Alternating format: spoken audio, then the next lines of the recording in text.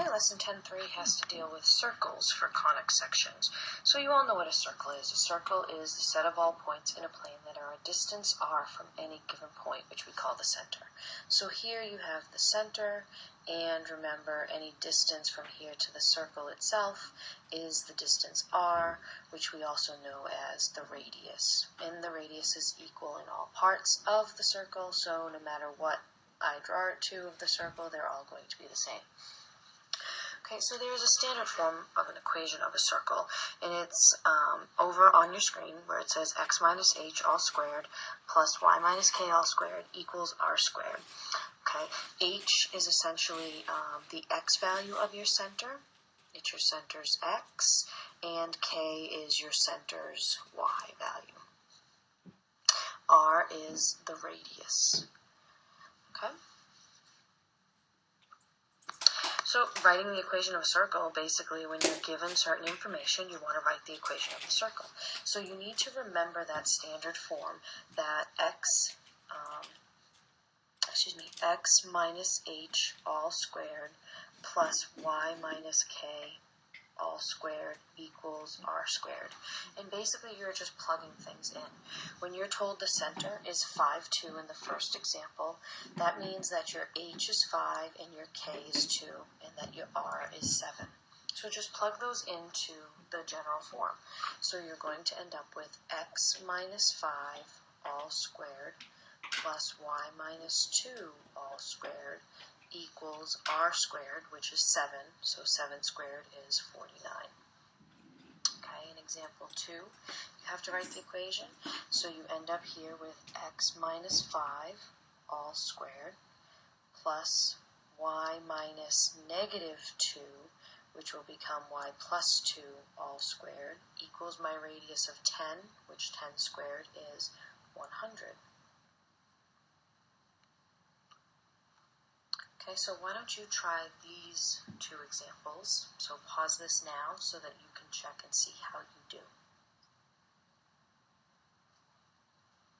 Okay, so writing the equation with the center of negative 3, so you end up with x minus negative 3, which remember will become x plus 3, all squared, plus y minus negative 3 becomes y plus 3 all squared, and my radius is 9, so I'm going to end up with a 9 squared, which is 81. Okay, for the next example, your center is 0, 6, and a radius of 1/3. Remember, you're going to have x minus 0 all squared plus y minus 6 all squared equals 1/3 squared. Okay, now you can rewrite this because the x minus 0, normally we're going to just rewrite it as x squared, plus the y minus 6 all squared still needs to be in parentheses. And then 1/3 squared is really just 1/3 times 1/3, which is 1/9. Okay, so you don't always have to have a number answer that is an integer. You could also get fractions for your radius squared. Oops. Okay, so here sometimes you're going to have to move the circle. Normally when you have the equation x squared plus y squared equals some number, that is because your circle is then at the actual origin for its center. Okay, but sometimes we're going to want to be able to move the circle from the origin in up, down, or left or right directions. So when you start with an equation of x squared plus y squared equals 4, if I wanted to move that circle, normally here I have my center at the origin. My radius in this situation would be 2 because it's this 2 squared is 4. So essentially I'm moving over to the left, to the right, up and down 2, and I end up having my circle. Essentially, I want to take that circle itself and move it 5 units to the right and 2 units up. So when I move it 5 units to the right and 2 units up, that means I'm essentially moving the center that many places.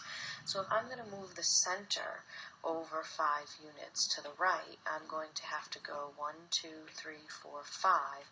But then I also want to go 2 units up from where it is. So I'm going to end up going up 1, 2 here. Okay, and then my radius again is 2, so I'm going to end up having my circle drawn something like this. So now the equation has changed. So how do we represent that with our new equation? Well, remember, you can, if you start here at 0, 0, and you are going to go to the right 5 units, essentially you're changing your x value by adding 5 to it. And if you go 2 units up, you're essentially adding 2 to the y value. So instead, my new center is going to be at 5, 2. My radius is still 2, or r squared is still 4. So now go back to the regular form that we were using before for your standard form and just substitute in your new center. So x minus 5 all squared plus y minus 2 all squared still equals the same radius squared. And here would be your final answer. So try the one down below, pause it now, and see how you do.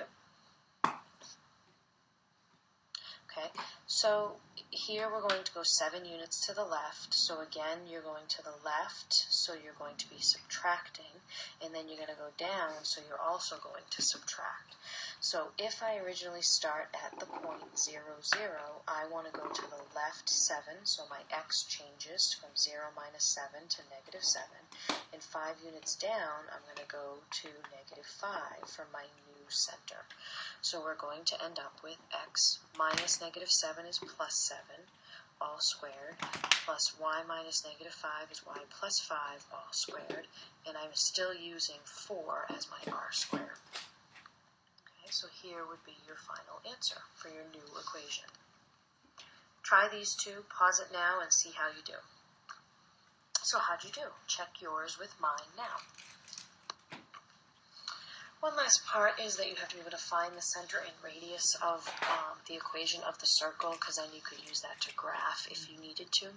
So here we have 2 examples where they're both written in standard form for the equation of a circle. So basically all you have to do is remember that the standard form is x minus h all squared plus y minus k all squared equals r squared.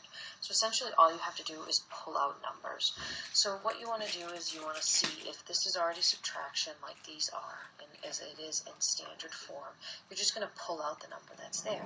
So h, remember, is 10 and k is 3 in this situation, so your center is the points 10, 3. Now to find r, remember that this is r squared, so you want to do r squared equals 25, which remember you take the square root of both sides, so r equals 5. So you have your center at 10, 3 and your radius at 5. So in example 2, just be careful because now we have a plus sign in the middle here. In standard form, it's supposed to be a subtraction symbol. So your h is really negative 5, and your k is 2, and your r squared is 16. So instead, remember, you want to take the square root of both sides, so you get r equals 4 for your radius. So your center is actually going to be at negative 5, 2, and your radius is going to equal 4. Okay, here's 2 more examples. Why don't you pause the video and try these yourself. Okay, so now you end up here by pulling out h equals 5 and k equals negative 1. And be careful, your r squared equals 10. So remember, in order to solve, you take the square root of both sides, so you get r equals the square root of 10. You want to make sure that the square root of 10 is simplified and leave it in radical form. So your center is going to be 5, negative 1, and your radius is going to be the square root of 10. In example 4, be careful with the plus signs inside the parentheses. Your h is going to be negative 4, your k is going to be negative 3, and r squared equals 12. Okay, so your center is going to be negative 4, negative 3, but be careful over here with your radius because you end up with a square root. So r equals the square root of 12 has to be simplified to r equals, 2 square root 3. So you have your center and you have your radius. Okay, so that's essentially the lesson on circles. You could then take these centers and radii and graph the circles on graph paper if you so chose.